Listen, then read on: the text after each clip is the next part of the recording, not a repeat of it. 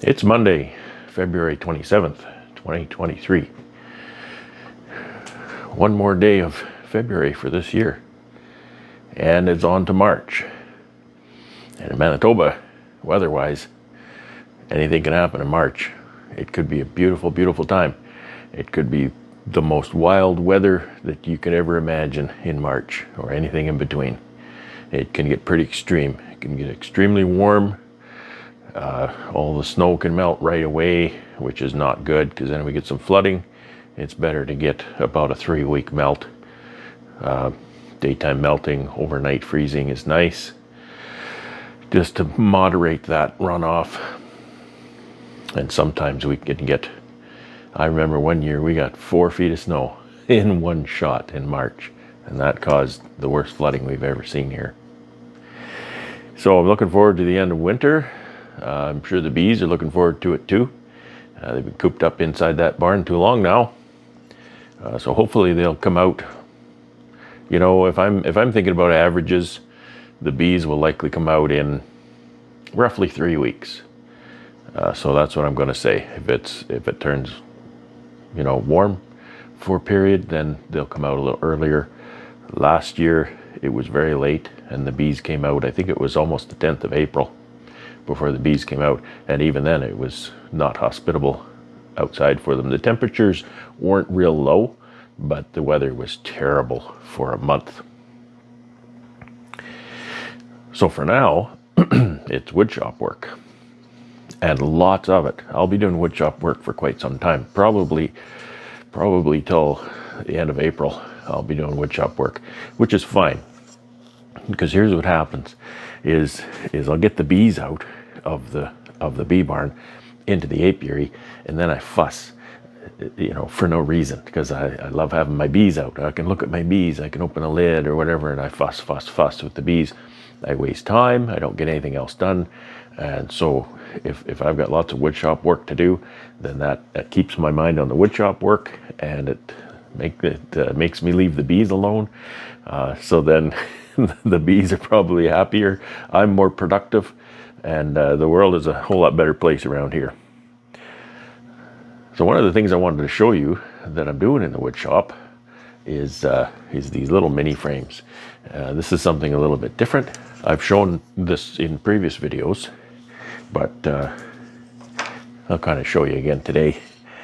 So this is one of the things I'm doing. We're building about 500 of these things, and this uses a stock end bar, right? So there's nothing special here that I'm doing except for one thing, and I'll detail that in a second. This top bar is basic. It's just a 7/8 wide 3/4, so it's just a board with kind of a rabbet cut here, but it's an open end. It's not a slot like a 10 frame top bar would be. So it's super easy to make, and then a groove for the foundation to fit in. And the bottom bar is really the same thing, it's just not as long. Okay, so I'm making these from scratch for this customer. This one's coming apart, so I'm gonna have to fix that up. And there's a couple of different ways to go with the foundation. This customer prefers to have side-to-side coverage on the foundation, and that's fine. There's also another way you can go, because this uses this allows you to get 2 of these sheets from one sheet of foundation, and this is just medium black right cell. So I cut that 2 pieces out of that, and then I get a small offcut. He takes those home. I don't know what he does with them. You could probably put those in here as 3 pieces, and it would work quite well.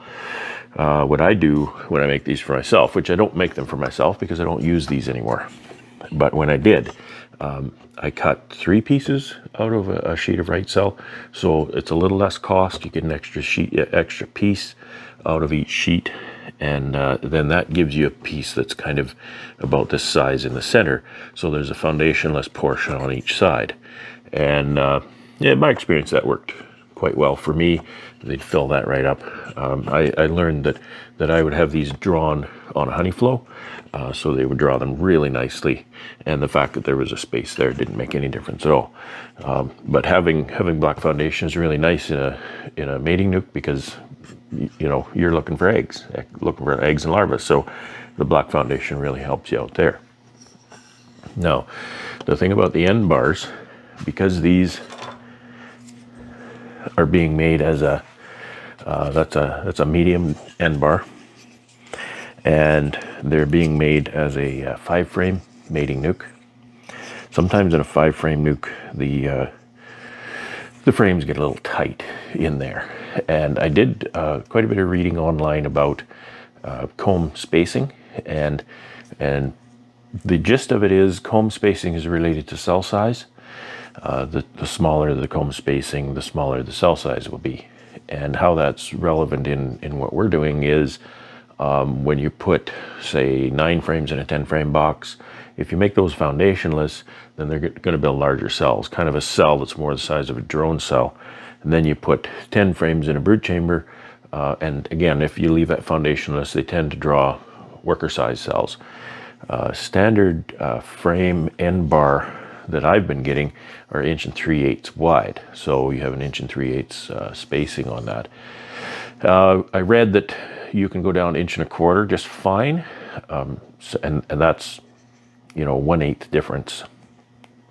So what I did is I built a sled, and so what I did was I built this sled with these blocks glued to this little piece of plywood, and I can stick these end bars there.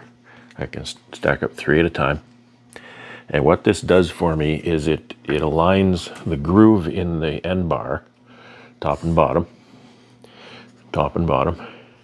And what I can do is then I can set my table saw to cut that to 1 1/4.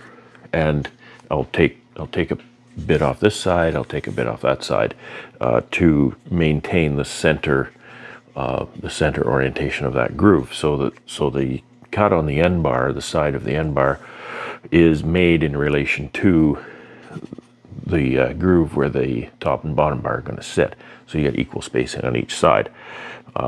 So we cut those down for mini mating nucs if the customer wants, and it's all going to cost money, right? I don't work for nothing. And we cut those down, and then we'll build those into the frames that I showed you. And my wife's been building a whole whack of those, and so she got a whole whack of those to go. There's boxes and boxes of them here that we've prepared, and I think we have to do quite a few more like this before she can finish building those frames. So I just thought I'd share that with you. That's one of the things that we do. Here's kind of a naked look at that top and bottom bar. Pretty basic, just a kerf in the center, and just a rabbet on the ends. So they're both the same, just not as bottom one's not as long. So the important thing here is that that these line up each side, and so that the end bar goes straight down from the top to the bottom. So basic stuff. It's nothing rocket science about that. But today I got a lumber delivery, so there's a whack of lumber in the yard again, and so I need to clear this all out so that I can bring that lumber in here, run it across my saw, and dice it up into smaller pieces. And then at some point I need to make a lot more room so I can get some plywood in here. I've got a lot of plywood that needs to go across the table saw. So this is going to take me a few days, and there's all these interruptions. I have to go to the city again soon. So I'm getting anxious. Now, I've had a really great few days. However, I got nothing done in the shop since, say, noon Thursday. And that's because we had our annual Manitoba Beekeepers Association convention this weekend. So we went to that, and it was a great time. We had some fantastic speakers. Our farthest away speakers who traveled in were Dr. Lewis Bartlett out of Georgia, and Kara Wagner out of North Carolina. They were very interesting to listen to, had some excellent presentations, so we really enjoyed that. We also had our local hero, Lloyd Harris, spoke for us, and you may or may not recognize Lloyd Harris's name, but you've seen his work. And where you've seen his work is Randy Oliver uses Lloyd's work a lot in his presentations. Lloyd did a great amount of colony population work in the 70s. And he has a huge data set that he's been pulling off of and massaging and creating reports and graphs and just things to understand how colonies grow and shrink over the winter season and whatnot.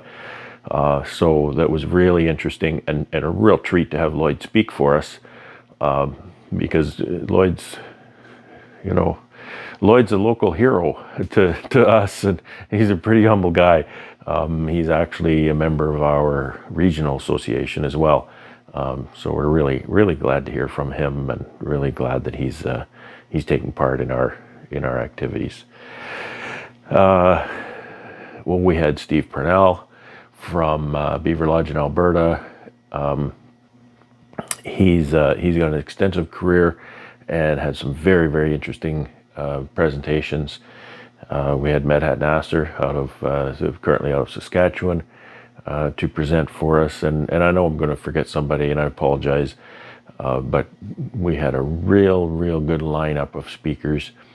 The convention flowed really well because our association secretary lined up, and our association committee really lined up the agenda very well, so we weren't rushed. And because I know one of the very favorite parts for everyone is coffee break and lunch break, because we get to see our peers and we get to visit with people that we may not see any time other than the convention, and we haven't had the convention for the previous 2 years. So it's been 3 years since we've seen each other in many cases. So it's it was a real treat to be among one another again, and we have a banquet Friday night, and the banquet was really nice.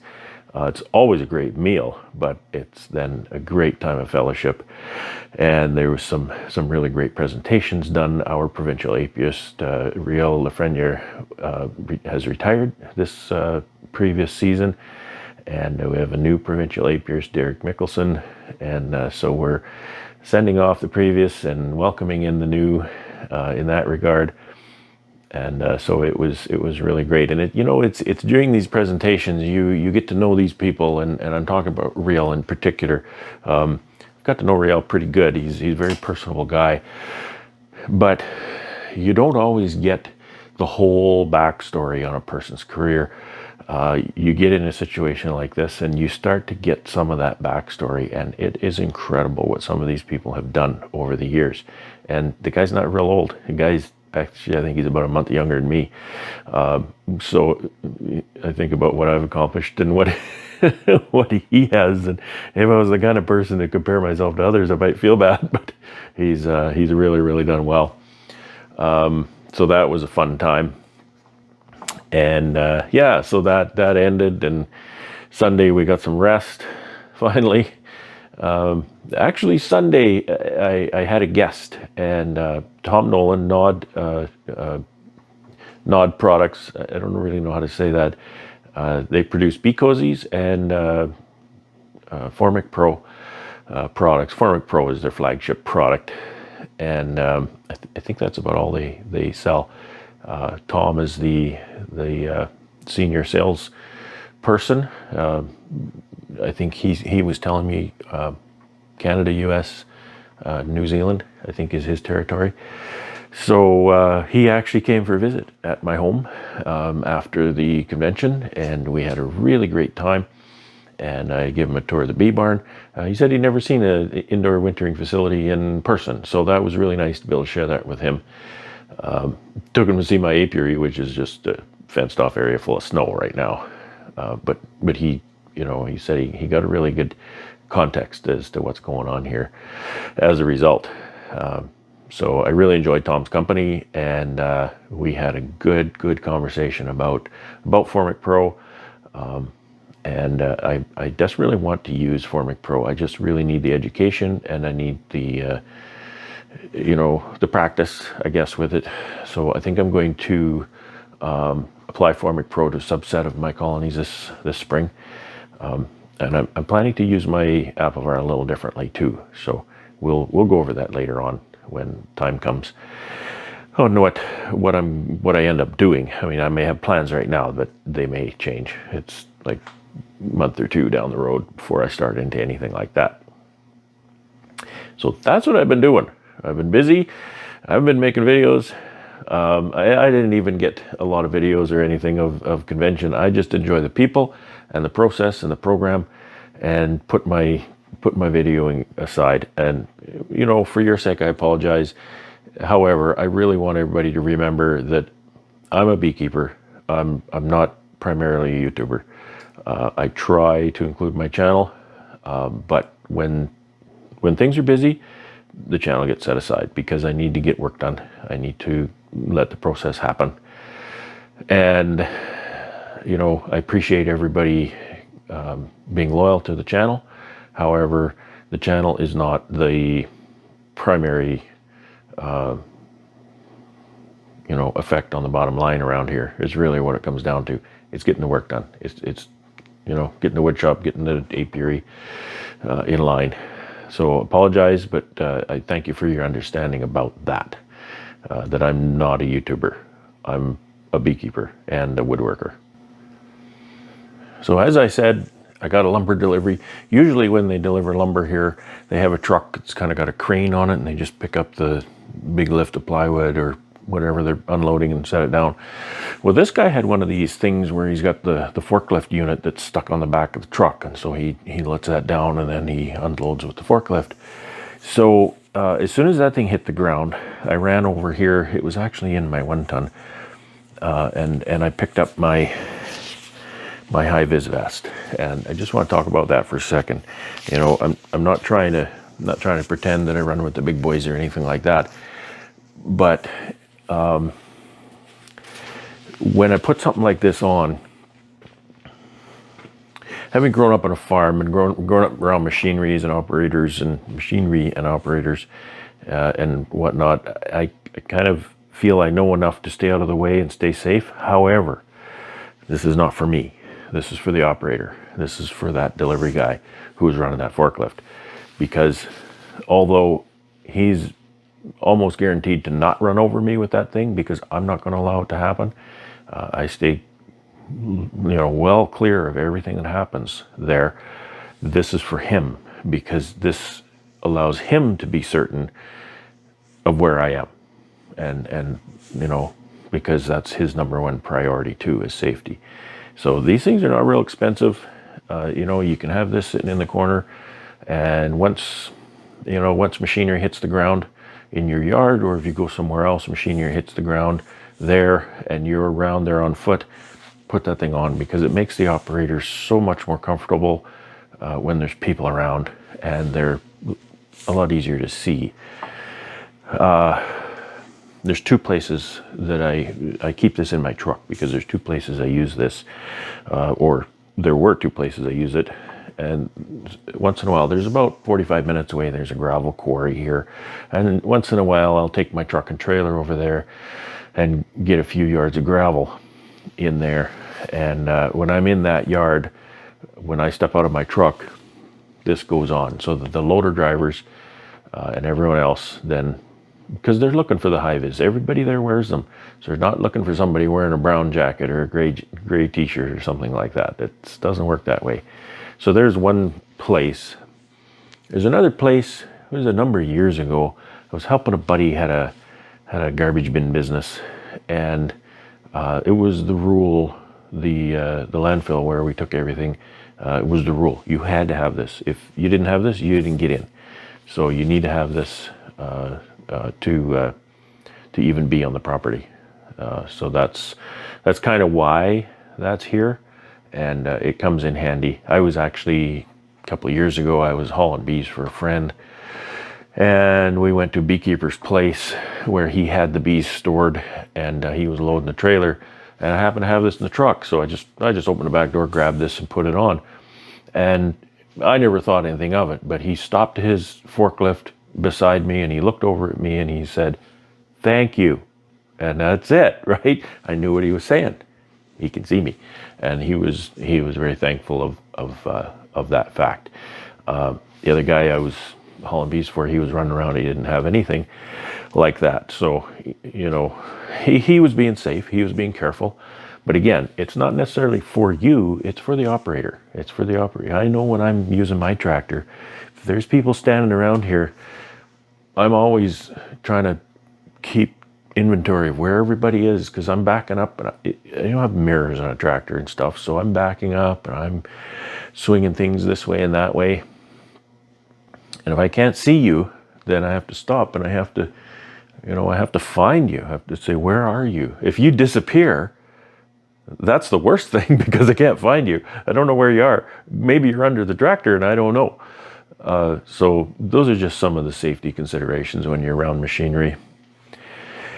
So enough of that talk. This is going to go back in the truck so I have it when I need it. And yeah, I need to get things in shape here and get myself moving. And I just feel like I haven't had nearly enough coffee today, but I have indeed drank all of it. And get some material in here and start making sawdust. So as usual, thank you very much for watching. Thank you for being patient with me this weekend. My video was very late. And take care and have fun. As you can tell by my accent, I'm not from Canada. I flew up from Georgia in the south of the US. Although originally I'm from the north of England. I've been beekeeping about 11, 12 years now. So I learned to beekeep in the north of Britain, and then later on in the south of that country, before California and then Georgia. But I've never had bees somewhere that gets quite this cold and quite snowy. Yesterday when I left Atlanta, it was about 27, 28 degrees in the positive, and then touched down here and it was around that number in the negative. So quite the swing. All right, good morning everyone. Thank you for allowing me to take to the stage again. There will be significantly less maths in this one. Some of you will be glad to hear.